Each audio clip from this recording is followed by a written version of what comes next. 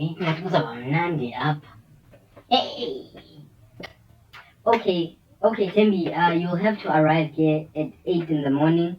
How about I arrive at 12 because I need my beauty rest. I don't think you'll survive this job because it will be a lot of hard work. I think the hard work will break you. No, I will survive because I don't plan on working hard. In fact, I plan on only coming to work when I'm in the mood. And I have requests. Number one, I do not clean.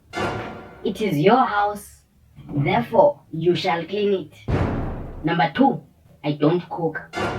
If you want food, you have hands, you have a brain, use it. Number three, I want to be paid every week. I can see when I met them you have an attitude. Dealing with you will not be cheap. And I can see you have a lot of money, fancy. Okay, I don't think. Number four, I don't like children. I don't want to see children unless you want me to karate them because I don't think you're the right person for this job. No problem, I quit. You were never hired. How are you quitting? As if I would work for you. You have an attitude when you're so forward. As if I would ever hire you.